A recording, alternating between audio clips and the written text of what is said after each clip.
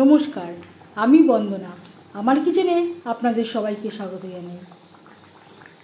আবারও এসে হাজির হয়েছি পুর ভরা পটলের মালাইকারির একটি রেসিপি নিয়ে। দেখে নেওয়া যাক আজকের এই রেসিপিটি।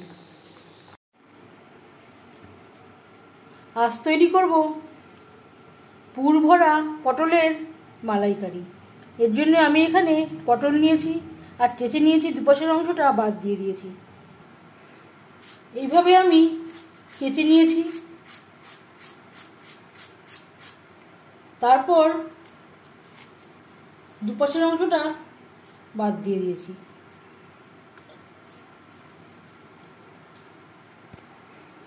এবার আমি পটলের ভেতর থেকে পটলের শাঁসটা বের করে নেব।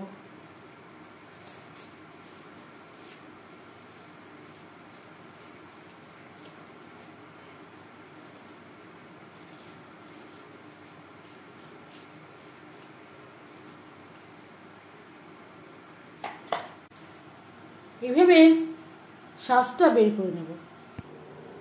পটল থেকে আমি শাঁস বের করে নিয়েছি, এগুলো আমি ফেলবো না। এই শাঁস আমার পুর তৈরি করার কাজে লাগবে। 2 চামচ রিফাইন্ড অয়েল গরম করে নিয়েছি, পটলগুলো ভেজে নেব।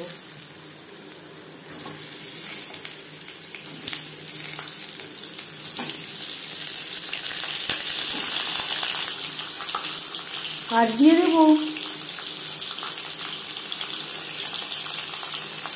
সামান্য পরিমাণে হলুদের গুঁড়ো, স্বাদ মতো লবণ, হালকা করে ভেজে নেব।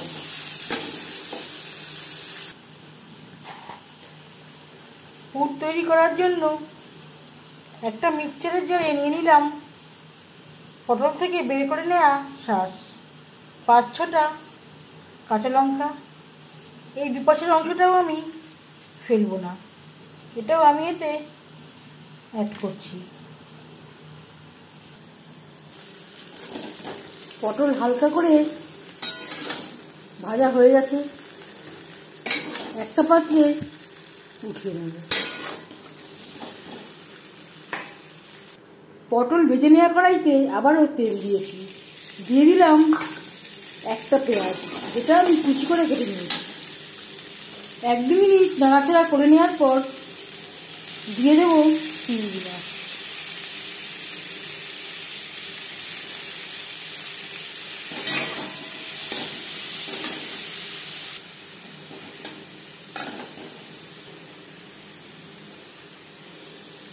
হলুদের গুঁড়ো, স্বাদ মতো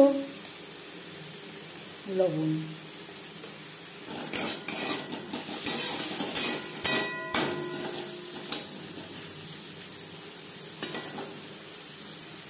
তিন 4 মিনিট চিংড়ি মাছ ভেজে নেওয়ার পর দিয়ে দেব পটলের শাঁস ও কাঁচা লঙ্কা, যেটা আমি একসাথে ভেজে নিয়েছি।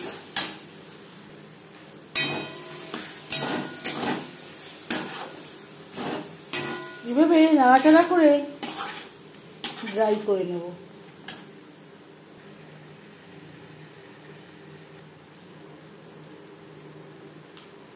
এক টেবিল চামচ ভাজা মশলা, এখানে রয়েছে জিরে, ধনে, তেজপাতা, শুকনো লঙ্কা, গোলমরিচ।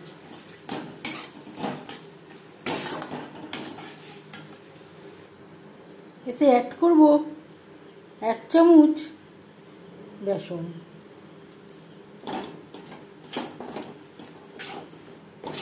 বেশ ভালো করে পুরের সাথে মিক্সড করে দেব।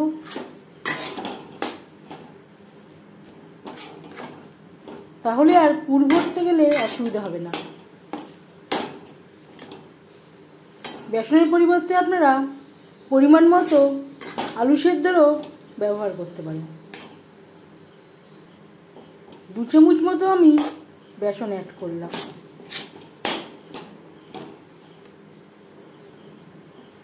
লো ফ্লেমে 3-4 মিনিট রান্না করে নেওয়ার পর গ্যাসের ফ্লেমটা বন্ধ করে দেব, ঠান্ডা করে নেব। মালাইকারি তৈরি করার জন্য লাগছে নারকেল। এখানে আমি হাফ মালা নারকেল নিয়েছি, নারকেল, টমেটো, সামান্য পরিমাণে আদা, কাঁচা লঙ্কা একসাথে বেটে নেব। পেঁয়াজ আমি ভেজে ব্যবহার করব। পুর তৈরি করে নেওয়া কড়াইতে আবারও তেল দিয়েছি। ফোড়নে দিয়ে দিলাম একটা তেজপাতা, সামান্য পরিমাণে গোটা জিরে।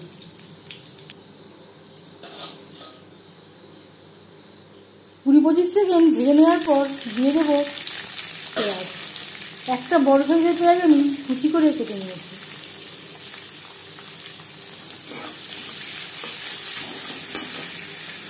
তিন চার মিনিট পেঁয়াজ ভেজে নেওয়ার পর দিয়ে দেবো মশলার তেল।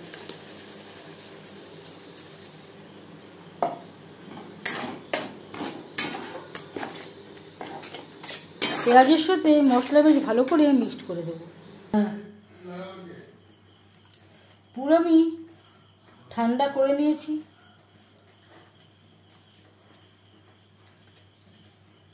একটা চামচের সাহায্যে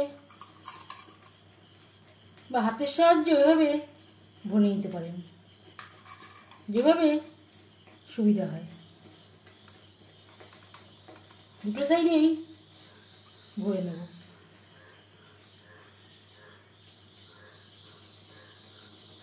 এইভাবে পুরো ভরে নেব। প্রত্যেকটা পটলে একটা করে চিংড়ি মাছ দিয়ে পুরো আমি ভরে নিয়েছি। একটু ফাঁকা রাখবেন।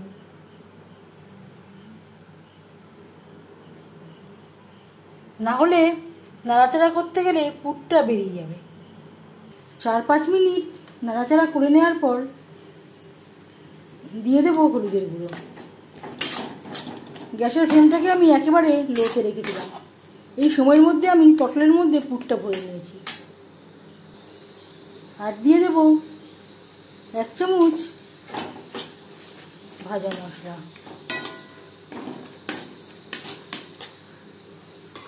মিক্সচারের জারটা ধুয়ে জল, যাতে পুরো মশলাটাই অ্যাড করতে পারি।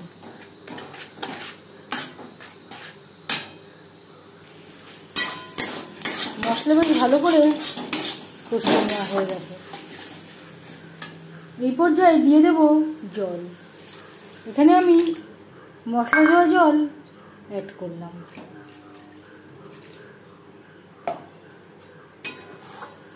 তিন চার মিনিট গ্রেভি বেশ ভালো করে ফুটিয়ে নেব।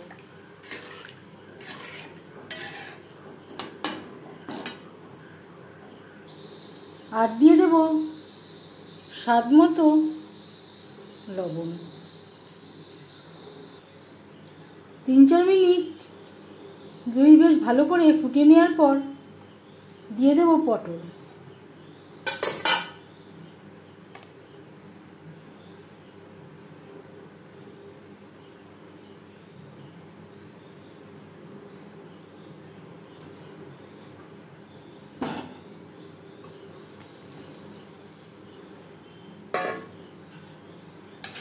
গ্রেভির সাথে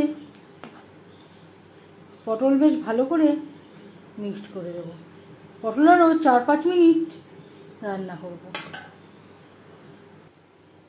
5-6 মিনিট রান্না করে নেওয়ার পর এতে অ্যাড করব দুধ।